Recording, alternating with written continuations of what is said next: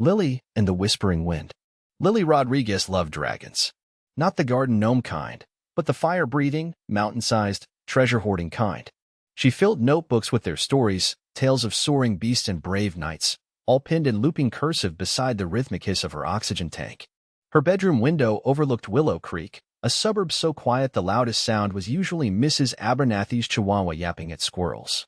Lily imagined dragons nesting on the manicured lawns, breathing smoke rings around the perfectly pruned rose bushes. A fantastical world hidden in plain sight. The oxygen tank, affectionately nicknamed Sparky, was her constant companion. Each morning, Mom would help her check the levels, the green gauge a reassuring sign of another day's adventures. Lily would then carefully sling the lightweight carrier over her shoulder, adjusting the nasal cannula with practiced ease. It was a ritual, a silent acknowledgement of the reality that tethered her, but it never dampened her spirit. "Ready to conquer the world, my little dragon?" Mom would ask, her voice always bright, even on difficult days. "Ready," Lily would reply, a smile spreading across her face. Today, the world was her backyard. The whispering wind carried the scent of freshly cut grass and blooming hydrangeas. As she sat beneath the old oak tree, notebook in hand, a new story began to unfold. A story of a hidden dragon egg, a magical garden, and a girl who dared to dream beyond the confines of her quiet little town. A girl who, despite the hiss of Sparky, knew she could fly. The rule book and Mrs. Davison. Agnes Davison began her day with a ritual as predictable as sunrise. At precisely 6:15 a.m., she donned her floral print gardening gloves, not for gardening, but for gripping the handle of her trusty golf cart. It was painted a shade of beige, so bland it practically screamed conformity. First stop, the miller's lawn. Agnes squinted. 3 blades of grass, perhaps 4, dared to stand taller than the regulation 2. 5 inches. She scribbled a note on her HOA-branded notepad. Next, Mrs. Rodriguez's mailbox. A single, cheerful sunflower decal clung to its side. Flagrant violation of Article 7, Section B, mailbox ornamentation must be pre-approved by the Architectural Review Committee. A low-hanging branch of Lily's family's oak tree irked her. It wasn't technically in violation, but it felt unruly, a sentiment that fueled her growing resentment. She muttered about unnecessary shade and potential for falling acorns causing sidewalk hazards. She made a note to research acorn-related injuries. Rounding the corner, she spotted young Timmy Henderson's basketball hoop. It was askew, leaning precariously towards the street. "Timmy," she called, her voice sharp enough to curdle milk. "That hoop needs straightening. And tell your father those basketballs are not to be left out overnight." Article 12, Section D, Paragraph 3, clearly states, Timmy, eyes wide, mumbled an apology and scurried inside. Agnes sighed, a small, tight sound like air escaping a punctured tire. The world needed rules, and Agnes Davison was there to enforce them. The overgrown bush. Lily knelt in the damp earth, carefully positioning a miniature dragon figurine amongst the burgeoning tomato plants. Her oxygen tank, perched precariously on a nearby paving stone, hissed softly, a mechanical counterpoint to the chirping birds. Her mom, Elena, hummed along to a Spanish tune playing softly from a portable speaker, snipping off dead leaves from a rose bush. Agnes Davison appeared as if conjured from thin air, her sensible shoes crunching on the gravel path. Lily recognized the rigid set of her shoulders, a harbinger of unpleasantness. Agnes always seemed to find fault, a grim satisfaction etched on her face. "Mrs. Rodriguez," Agnes began, her voice sharp enough to slice through the morning air. "That bush? It's in violation." Elena straightened, a trowel clutched in her hand. "Good morning to you too, Agnes. Which bush are you referring to?" Agnes pointed a manicured finger towards a sprawling shrub laden with purple flowers. "That one. It's obstructing the sidewalk.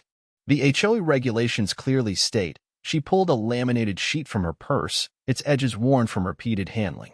"Shrubbery must be maintained within a 12-inch perimeter of the property line." "It's a lilac bush," Elena said, her voice tight. "And people can still walk by. Lily loves the smell." "Regulations are regulations, Mrs. Rodriguez. We can't have one rule for you and another for everyone else." Agnes's gaze flickered towards Lily, then back to Elena, her lips pursed. "It's overgrown. It needs to be trimmed." Severely. Lily gripped her dragon a little tighter, the cool ceramic a small comfort against the rising tension. The air, already thin for her lungs, seemed to grow even thinner with each word Agnes spoke. A cruel snip. "Those monstrosities have to go, Lily. Regulations are regulations. Agnes' voice, already sharp, gained a metallic edge. Lily coughed, the sound wet and rattling. They're not hurting anyone, Lily rasped, eyes fixed on the painted plywood dragons guarding her small vegetable patch. One, emerald green with glitter scales, was missing a wing, a casualty of a recent windstorm. Agnes' face flushed crimson. Hurt? They're an eyesore. Lowering property values, I tell you. You think the Davidsons want to look at this junkyard? They're my friends, Lily wheezed, clutching the oxygen tank closer. Its reassuring hiss was the only sound Agnes seemed to ignore. Friends? You need real friends, dearie, not imaginary fire breathers. And I need you to remove them. Now. Agnes planted her hands on her hips, the picture of suburban authority. Suddenly, Agnes spun, grabbing a pair of long-handled garden shears leaning against the shed. The metal gleamed wickedly in the afternoon sun. Fine. Have it your way. She marched toward the green dragon, her steps heavy and deliberate. Lily's eyes widened. No, don't. Agnes ignored her plea. Instead of attacking the dragon, she turned, the shears flashing silver as she snipped. The thin, clear oxygen tube parted with a soft hiss. A high-pitched squeal escaped the tank, quickly fading. Lily gasped, clutching her chest, her face turning a horrifying shade of blue. She crumpled to the ground, the dragon's painted smile mocking her struggle. Agnes stood frozen, the shears dangling from her hand, a look of stunned horror slowly replacing the anger on her face. Gasping for air, Lily clawed at her throat, a silent scream trapped behind her blue lips. Her vision swam, the colorful dragons on her wallpaper blurring into shapeless blobs. Each inhale was a shallow, desperate gasp that did nothing to fill the growing void in her chest. Panic, cold and sharp, pierced through her. Lily, honey, hold on. Her mom's voice was a strained sob, laced with terror. Frantically, she fumbled with the oxygen tube, her hand shaking so badly she couldn't align the connector. The hissing from the detached line was a mocking reminder of the air Lily so desperately needed. Dark spots danced at the edge of Lily's sight. She squeezed her eyes shut, willing herself to stay awake, to breathe. But the darkness was winning. Damn it. Her mom's shriek was followed by the frantic clatter of the phone being ripped from its cradle. 911. I need an ambulance. My daughter, she's not breathing. Her oxygen line, it's been cut. I don't know how. Please, hurry. We're at 14 Willow Creek. Please. The plastic of the oxygen connector finally clicked into place. A rush of cool air filled Lily's nostrils, stinging at first, then offering a sliver of relief. She choked, coughed, and dragged the precious air into her lungs. It wasn't enough, not yet, but it was something. Her mom cradled her close, whispering frantic reassurances, her body trembling against Lily's. Each ragged breath was a victory, a fight against the encroaching darkness. The dispatcher's voice, tinny and distant, echoed from the phone on the floor. Lily clung to her mom, the scent of her perfume a lifeline in the suffocating fear. The rumbling sky. Ma'am, I need you to breathe. The 911 operator's voice crackled through the phone speaker. Help is on the way. Just stay calm for Lily. Maria Rodriguez squeezed her eyes shut, picturing her daughter's pale face. Calm. She needed to be calm. But the image of that severed oxygen line kept flashing in her mind, a neon sign screaming negligence. Then, a low thrum vibrated through the floor. Maria frowned, pulling the phone away from her ear. It was a sound she hadn't heard here before, not in their quiet suburban cul-de-sac. The thrum intensified, morphing into a deep, rhythmic chop. Lily, propped up against pillows on the living room couch, pointed weakly toward the window. What's that noise, Mama? Maria peeked through the blinds. Nothing. The sound was getting louder, a menacing growl in the otherwise peaceful afternoon. She risked opening the front door a crack. Across the street, Mrs. Henderson, notorious for her prize-winning petunias, had abandoned her gardening and was staring upwards, hand shielding her eyes. Mr. Abernathy, usually glued to his TV, stood on his porch, equally bewildered. More neighbors began to emerge, drawn by the increasingly deafening roar. Maria stepped fully outside, craning her neck. Then she saw them.